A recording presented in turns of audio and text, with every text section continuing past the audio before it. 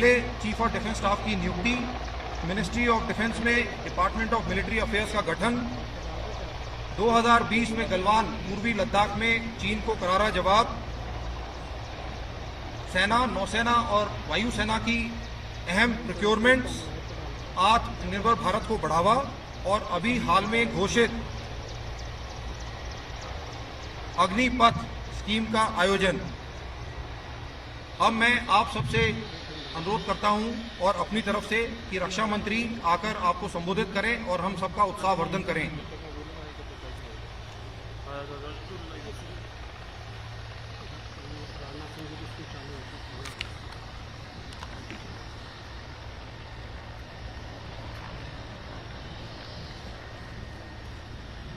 Army chief of staff general Manoj ji Pande, commander northern command lieutenant general Bhupendra Dwivedi, lieutenant general Amardeep Singh Aujla, GOC 15 corps और major general Shantpuria, और यहाँ पर सेना के सारे वरिष्ठ अधिकारी, सीनियर डिस्ट्रिक्ट ऑफिशियल्स और हमारे सेना के बहादुर जवान, बॉर्डर सिक्योरिटी फोर्स के बहादुर जवान, CRPF के बहादुर जवान और हमारी जम्मू कश्मीर पुलिस के मेरे बहादुर जवान। जब कभी भी मैं किसी दौरे पर किसी भी सीमा पर जाता हूं, स्वाभाविक रूप से हमारी यह इच्छा रहती है कि वहां पर तैनात अपने सीमा के जो हमारे जवान हैं, हमारे सेना के जवान हैं, उनसे मैं मिलूं और उनके साथ मैं इंटरैक्ट करूं, बातचीत करूं। भारत का गृह मंत्री रहते हुए भी जब भी बॉर्डर सिक्योरिटी फोर्स अथवा CRPF के जवानों के बीच भी मैं जाता था, ITBP के जवानों के बीच जाता था, उस समय भी प्रायः मैं उनके साथ सीधा संवाद करता था। दिन रात देश की सुरक्षा में लगे हमारे प्रहरियों से मिलकर सचमुच मुझे बेहद सुकून होता है, अच्छी अनुभूति होती है।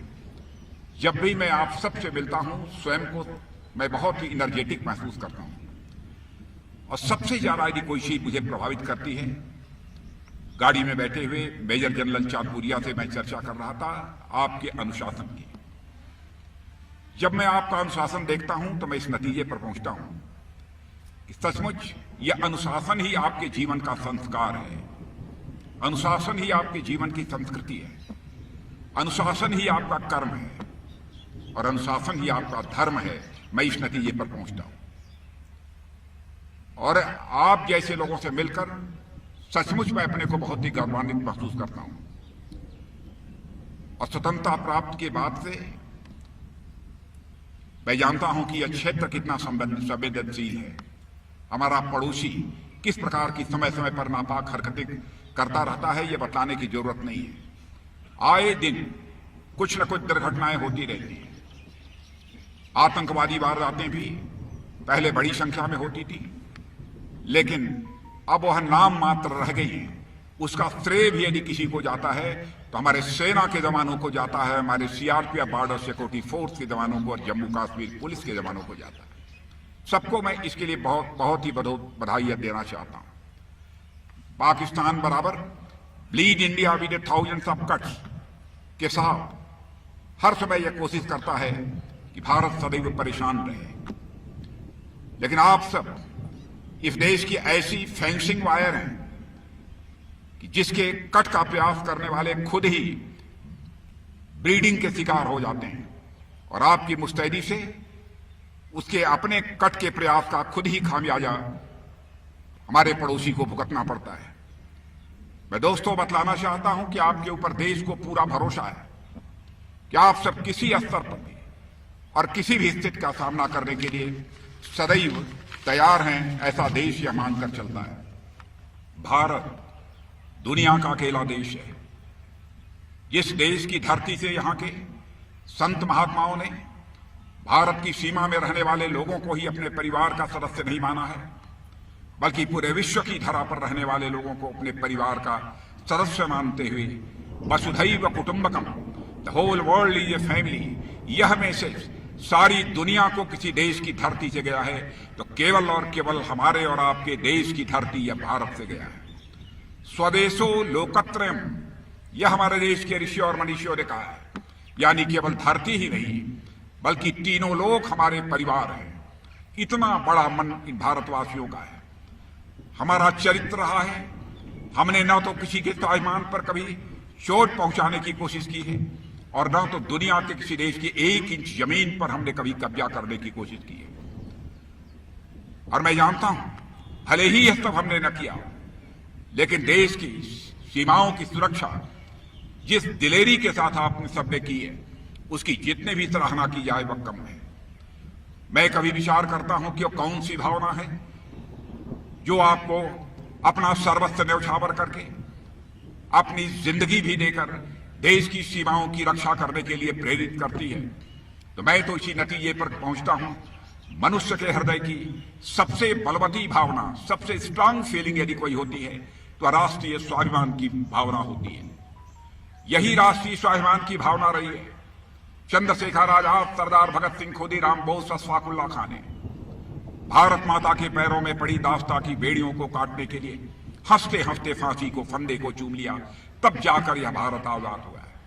अशफाक उल्लाह खां 21 साल की जवानी थी, मां कहती कि बेटा शादी कर ले, मां की बातों को टाल जाता था। लेकिन अंग्रेजों की हत्या करने के मामले में जब फांसी की सजा हुई, फांसी के तख्त पर ले आया गया, मजिस्ट्रेट ने पूछा, बोलो अशफाक उल्लाह, तुम्हारी अंतिम मुराद क्या है? जो भी तुम्हारी अंतिम मुराद होगी यह संदेश तुम्हारी मां तक पहुंचा दिया जाएगा।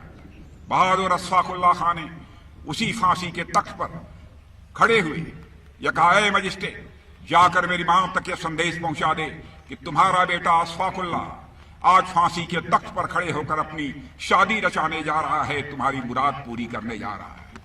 बहनों भाइयों, यही एक स्वाभिमान की भावना है जो कि देश की सीमाओं की रक्षा करने के लिए आपको प्रेरित करती है।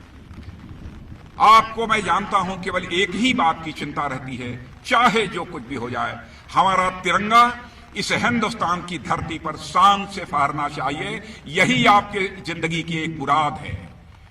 तभी जाकर इस सीमा तक आप संघर्ष करने का जोखिम उठा पाते हैं। मुझे याद है 1971 का वार हुआ था, आपको विजय प्राप्त हुई थी। 90,000 पाकिस्तान के सैनिकों को बंदी बनाया था भारत ने, लेकिन उन्हें रिहा भी कर दिया था। और जब कुछ प्रिजनर्स, कुछ बंदी पाकिस्तान के यहां रह गए थे, साथ बैठकर हमारे यहां सेना के जवानों को और अधिकारियों को भोजन करते हुए उन्होंने देखा, तो उन्होंने कहा कि पाकिस्तान में हमने कभी ऐसा नहीं देखा है, अधिकारी और जवान दोनों साथ बैठकर यहां पर भोजन करते हों। यह देखा है तो केवल भारत में ही यह देखा है। इस प्रकार का सम्मान हमारे पड़ोसी देश के जवानों को नहीं प्राप्त होता है। बहनों भाइयों, हम भी यदि भोजन करेंगे, नीचे बैठकर यदि भोजन करेगा तो देश का रक्षा मंत्री और देश का प्रधानमंत्री अपने जवानों के साथ बैठकर भोजन करेगा, अलग बैठकर वह भोजन नहीं करेगा। यह है हमारा भारत। हमारे दुनिया की जो फ्रेंडली कंट्रीज हैं, हमारे दोस्त जो माने जाते हैं ऐसे देश हैं, वह भी अपने देश की सुरक्षा के लिए कभी जरूरत होती है किसी पर भरोसा करते हैं तो आप जैसे बहादुर जवानों के ऊपर ही भरोसा करते हैं। 100 वर्षों का आपका इतिहास है, मुझे बताया गया है। बर्मा, जावा, सुमात्रा, इजिप्ट, फ्रांस, बहुत सारे देशों में जाकर आपने अपने शौर्य और पराक्रम का परिचय दिया है। आप तो दुश्मनों से हमारी मातृभूमि की रक्षा करते हैं। आपका दर्जा कितना बड़ा है उसको मैं शब्दों में बयान नहीं कर सकता। और आप जिस हौसले के कारण यह सीमाओं की आप रक्षा करते हैं, उस हौसले का मैं अभिनंदन करता हूं।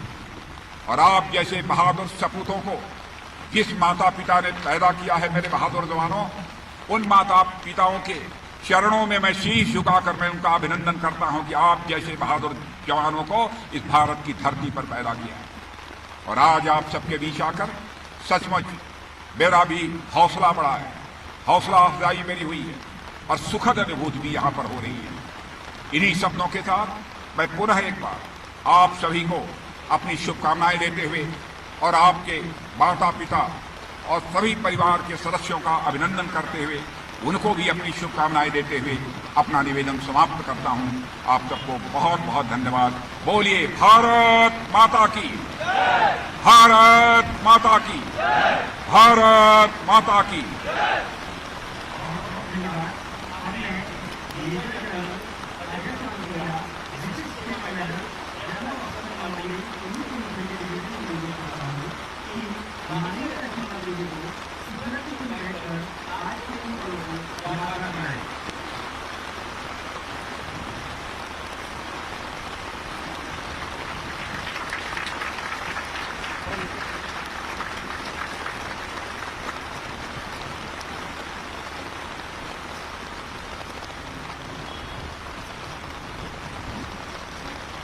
अब मैं अभी से अनुरोध करता हूँ